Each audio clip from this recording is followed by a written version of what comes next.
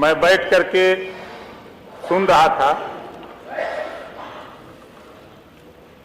विपक्ष के लोगों का तमाम आरोप इस बजट पे है, लेकिन जिस बात की चर्चा विपक्ष के साथी कर रहे हैं पीडीए, जितने लोग बोले हैं किसी के जबान पे एक बात नहीं आई कि अनुपूरक बजट में बधाई देना चाहिए था वित्त मंत्री जी को कि 300 करोड़ रुपया छात्रवृत्ति के लिए इन्होंने बिना मांगे दे दिया है। और अब तक अगर हम पिछले कार्यकाल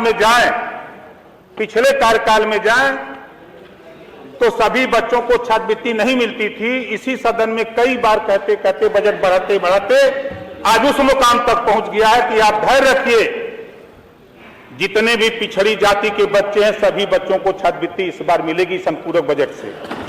पहली बार इस लड़ाई को मैं बहुत लंबे समय से, आप लोग कभी इस पे चर्चा नहीं करते, नाम तो करते हैं पीडीए का, बीमारी जरा देखिए।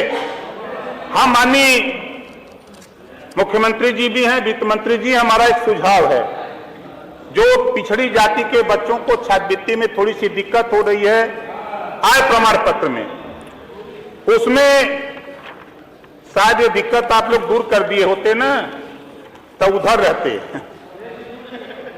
लेकिन नहीं। अब देखिए ये सब नहीं, सुनो बात सुनो भाई, आप लोग जरा धैर्य से सुना करो, जानकारी हासिल करो। सुनिए देखिए वर्तमान ग्रामीण क्षेत्रों में 46,080 रुपया सालाना वार्षिक आय लेखपाल नहीं बनाता है।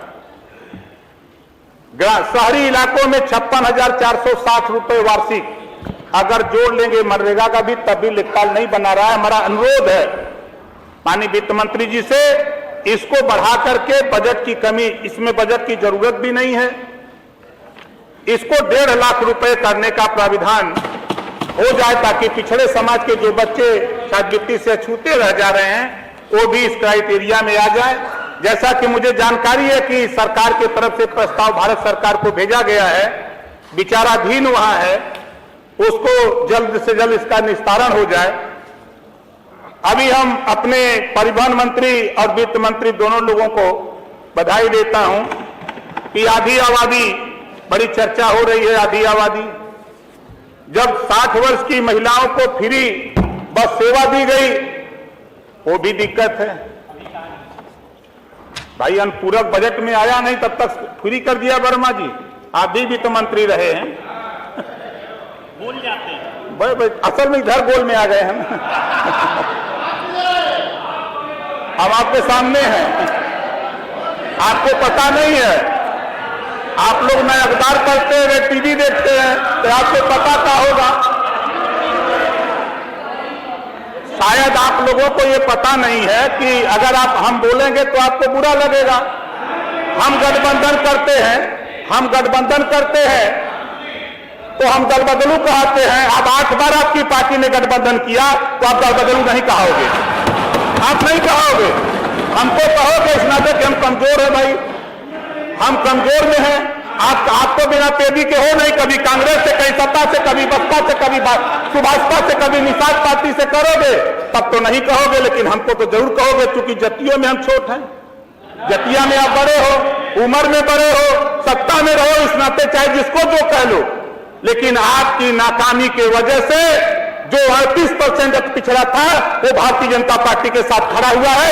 इसके वजह से देश और प्रदेश में सरकार, इसको स्वीकार करो। आज जिस पीडीए की चर्चा हो रही है आप कर रहे हो, क्यों कर रहे हो? सत्ता थी तब तो पीडीए नहीं याद आया, तब जातिवार जनगणना याद नहीं आई, अब आज याद आ रहा है सब कुछ। हमारे भाई आशीष पटेल जी ने कहा, मंत्री जी ने बहुत सही बात कहा है दोनों कि 4 बार की सरकार में एक बार भी सदन में, सपा की सरकार में एक बार भी जातिवार जनगणना की चर्चा नहीं हुई है। उठा के रिकॉर्ड निकाल के देख लीजिएगा, जो मुझे जानकारी है। ओम प्रकाश राजभर जब आपकी गोल में गया, जब बोलने लगा तब समझ में आपको भी आया, तब समझ में आया, नहीं तो नहीं समझ में आ रहा था। और आप हमारी बात को नहीं समझ पाए, आप हमारी बात को नहीं समझ पाए माननीय नेता पद पर बैठे हैं, एक मिनट मैं में वैसे बता रहा नहीं भागने